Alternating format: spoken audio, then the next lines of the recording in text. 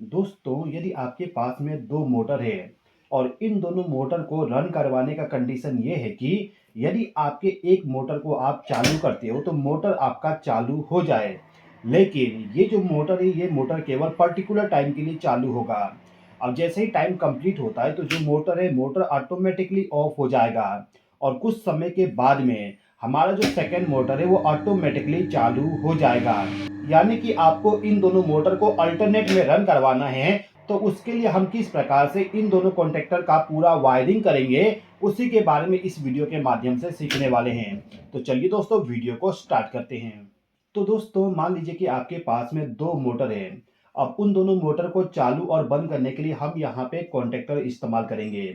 और स्टार्टिंग के इंट्रो में मैंने आपको ये बताया था कि जो हमारे पास में मोटर होगा उस मोटर को हमें किसी पर्टिकुलर टाइम के लिए चालू और बंद करना है।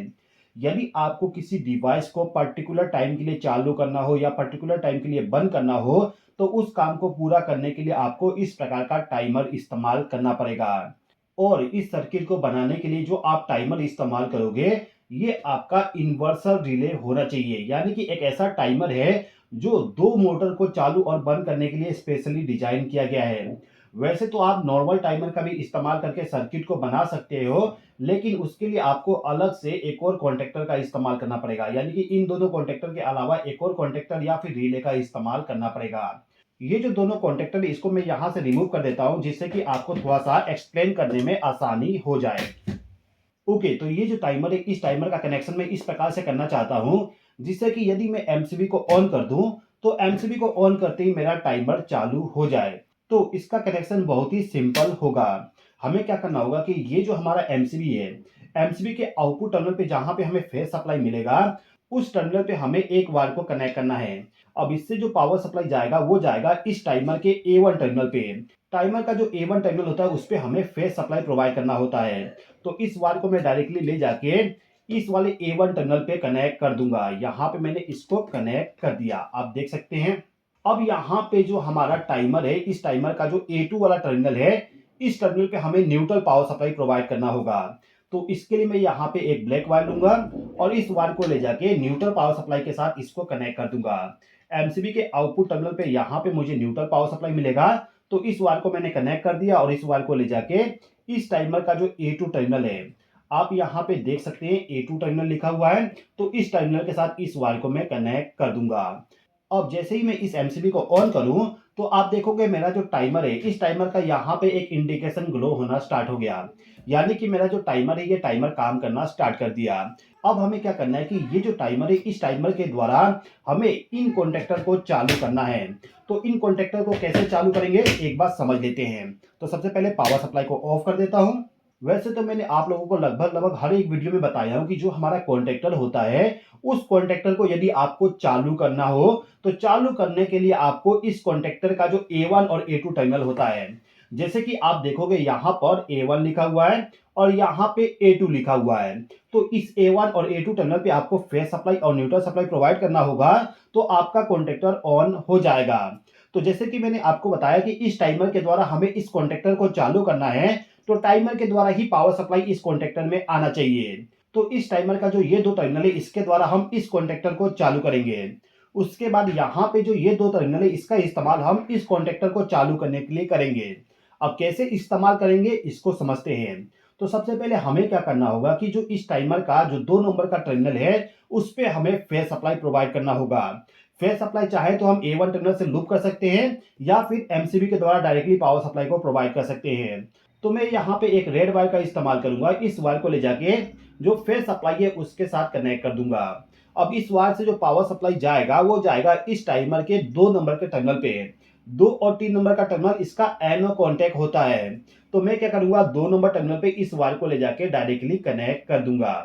अब यहाँ पे जो मैंने पावर सप्लाई प्रोवाइड किया इसी में से एक वायर को लूप करके इस टाइमर का जो दूसरा एनो कॉन्टैक्ट है, ये जो 5 और 6 नंबर का टर्मिनल है ये भी एनो कॉन्टैक्ट होता है।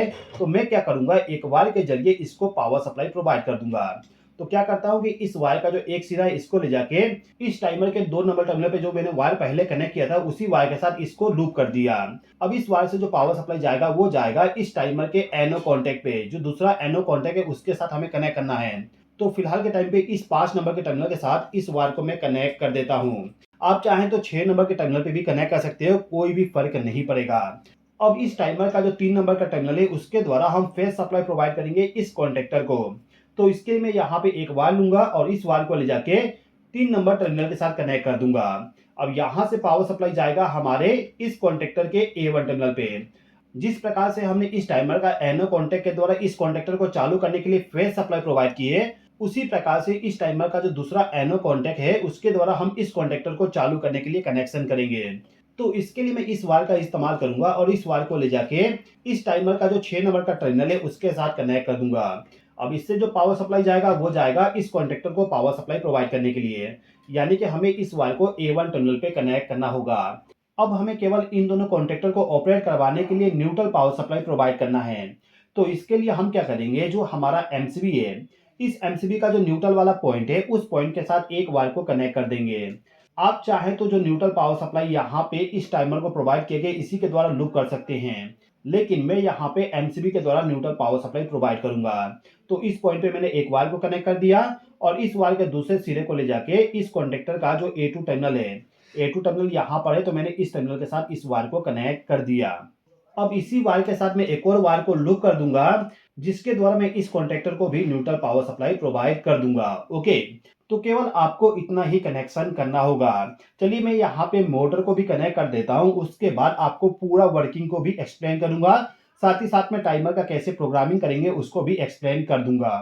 तो दोस्तों इस टाइमर में प्रोग्रामिंग करने के लिए टोटल 4 नॉब दिए गए हैं। अब यहाँ पे जो ये 2 नॉब है इसके द्वारा हम ऑन टाइम का प्रोग्रामिंग करते हैं और इन दोनों नॉब के द्वारा ऑफ टाइम का प्रोग्रामिंग करेंगे। एक चीज यहाँ पे ध्यान दीजिएगा कि जो हमारा दोनों कॉन्टैक्टर है, इन दोनों कॉन्टैक्टर को हम केवल सेम टाइम के लिए ऑन कर सकते हैं। एग्जाम्पल के लिए यदि आप इस कॉन्टैक्टर को 10 मिनट के लिए चालू करने का प्रोग्रामिंग करोगे तो ये वाला भी कॉन्टैक्टर आपका 10 मिनट के लिए चालू होगा। तो कैसे प्रोग्रामिंग करेंगे समझते हैं। तो आपको यहाँ पे सबसे पहले ऑन टाइम का प्रोग्रामिंग करना है। तो ऑन टाइम का प्रोग्रामिंग करने के लिए सबसे पहले तो हमें यहाँ पे टाइम रेंज सेलेक्ट करना है कि हमें कितना देर के लिए ऑन करना है। तो यहाँ पे हमारे पास में 10 सेकेंड, 100 सेकेंड, 10 मिनट और 100 मिनट का टाइम दिया गया है।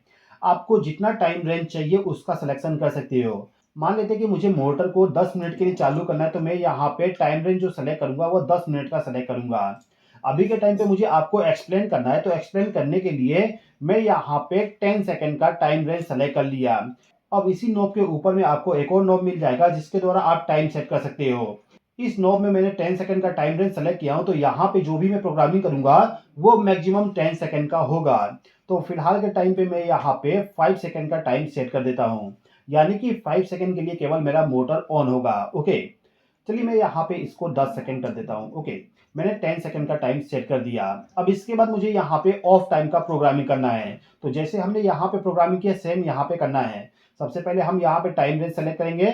मैंने यहाँ पे 10 सेकंड का टाइम रेंज सेलेक्ट कर लिया। उसके बाद ऑफ टाइम मैंने यहाँ पर 5 सेकंड का सेट कर दिया। ओके, तो इस टाइमर में प्रोग्रामिंग कैसे किया जाएगा आपने समझ लिए। अब यहाँ पे हम क्या करते हैं कि जो हमारा एमसीबी है इस एमसीबी को ऑन कर देते हैं। एमसीबी को ऑन करते ही आपने देखा कि ये जो मोटर है ये मोटर मेरा ऑन हो चुका है।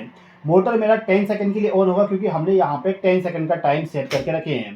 10 सेकंड टाइम कंप्लीट होते ही कॉन्टैक्टर ऑफ हो गया। अभी के टाइम पे 5 सेकंड ऑफ रहेगा, उसके बाद सेकंड मोटर हमारा ऑन हो गया। अब ये जो मोटर है ये मोटर मेरा 10 सेकंड के लिए ऑन होगा। 10 सेकंड कंप्लीट होते ही दोबारा ये ऑफ हो जाएगा। इसके ऑफ होने के बाद 5 सेकंड के बाद में मेरा दूसरा मोटर चालू हो जाएगा। यानी कि जो हम टाइम ऑन के लिए सेट किए उतना टाइम के लिए हमारा मोटर रन होता है और जो टाइम हमने ऑफ के लिए सेट किया उतना टाइम के लिए हमारा मोटर ऑफ रहता है।